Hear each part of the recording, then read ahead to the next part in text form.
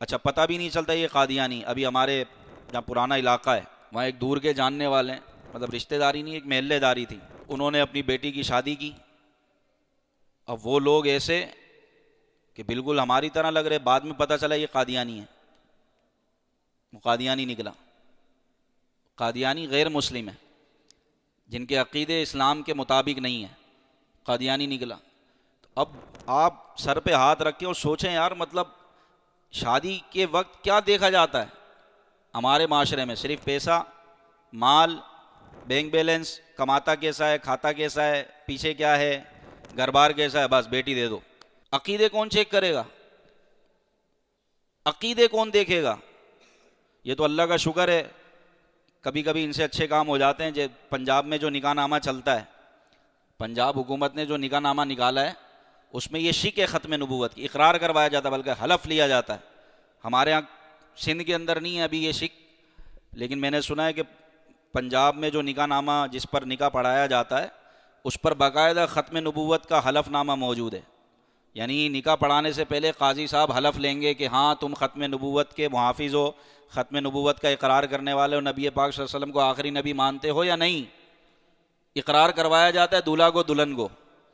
تو اللہ کرے ہمارے یہاں بھی یہ شک آ جائے، ورنہ ہمارے جتنے بھی قاضی حضرات ہیں ان کو چاہیے کہ وہ نکاح پڑھانے سے پہلے، ایجاب و قبول کرنے سے پہلے یہ حلف لے اور اقرار کروائیں، دولہا سے بھی اور دلہن سے بھی، کہ تم ختم نبوت کا اقرار کرتے ہو اور تم یہ کہو کہ میں نبی پاک صلی اللہ علیہ وسلم کو آخری نبی مانتا ہوں یا مانتی ہوں.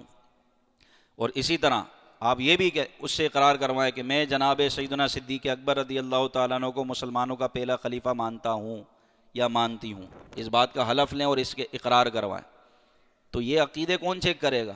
تو برائے کرم اپنی آنکھ، اپنا دماغ کھلا رکھیں اور اپنے بچوں کو ایسی کسی کے حوالے نہ کر دیں. اب وہ قادیانی کے ساتھ تو مسلمان کی شادی ہو ہی نہیں سکتی، یعنی نکاح ہی نہیں ہوگا.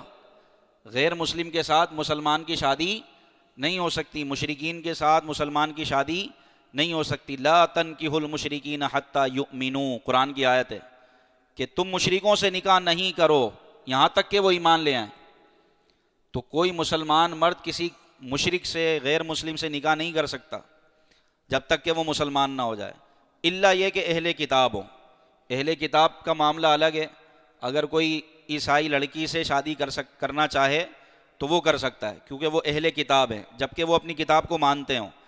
باقی جن کا کوئی کتاب نہیں ہے، جن کی نہ کوئی مذہب ہے اور وہ دہری ہیں اور مشرک ہیں، جیسے کہ آج کل اہل کتاب بھی دہری ہو گئے، کئی عیسائی اپنی کتابوں کا انکار کیے بیٹھے ہیں، تو اب ان سے بھی نکاح نہیں ہو سکتا موجودہ زمانے میں. یہ دہری ہو گئے، سارے لبرل بن گئے تقریباً، کوئی کتاب کو نہیں مانتے. جس طرح ہمارے ہاں دیسی لبرل ہیں، عیسائیوں کے اندر بھی ایک بہت بڑا فرقہ ہے جنہوں نے کتاب کا انکار کر دیا. وہ جیسی تیسی تحریف شدہ کتاب ہے اس کو بھی نہیں مانتے. تو اب مسلمان کا غیر مسلم سے نکاح ہو ہی نہیں سکتا جب تک کہ وہ لڑکی کلمہ پڑھ کر اسلام میں نہ آ جائے، اسلام قبول نہ کر لے. قرآن پاک کی واضح آیت ہے، لا تنکحوا المشرکین حتی یؤمنوا، کہ تم نکاح نہ کرو مشرکین سے، غیر مسلموں سے، یہاں تک کہ وہ ایمان لے آئیں.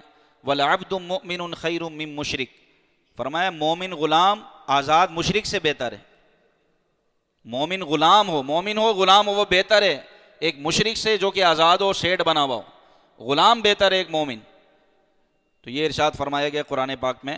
لہذا نکاح آپ اپنی بچیوں کا کریں تو دیکھ بھال کر کریں کہ بندہ قادیانی تو نہیں ہے، کیونکہ یہ ظاہر نہیں کرتے اپنے آپ کو، بالکل بھی ظاہر نہیں کرتے ہماری طرح، آپ کی طرح وہ بیٹھے میں. تو بڑی تحقیق کے ساتھ جو ہے وہ دیکھ بھال کر نکاح کریں. جس طرح آپ مال، اس کا بیک گراؤنڈ اور نوکری دیکھتے ہیں، کماتا کیا ہے، کیا گزر بسر ہے، کچھ پیچھے ہے کہ نہیں ہے، سب دیکھتے ہیں نا. اچھا خوبصورت ہے تو دیکھیں اس کا عمل بھی اچھا ہے کہ نہیں ہے، عقیدہ کیا ہے. سیدنا صدیق اکبر کے بارے میں کیا عقیدہ ہے بھائی؟ ان کو مسلمانوں کا پہلا خلیفہ مانتا کہ نہیں مانتا؟ کہیں صحابہ کرام کے بارے میں بکواس کرنے والا تو نہیں ہے؟ حضرت عائشہ رضی اللہ تعالیٰ عنہ کے بارے میں بکواس کرنے والا تو نہیں ہے؟ اہل بیت کے بارے میں بکواس کرنے والا تو نہیں ہے؟ شان رسالت کو نیچے کرنے کی کوشش تو نہیں کرتا؟ تو یہ سب کچھ آپ نے دیکھنا ہے، پھر جا کے کہیں آپ نے رشتہ کرنا ہے. اور میں تو سیدھا بولتا ہوں بھائی، سنی حضرات سنیوں میں نکاح کریں، آپ کو کیا ضرورت ہے بد مذہبوں کے پاس جانے کی؟ بعض معاملات ایسے ہوتے ہیں کہ ان کے بد مذہبی حد کفر کو پہنچی، یعنی کفری عقیدے ہوتے ہیں، تو اس لیے یہ آپ کو دیکھنا پڑے گا۔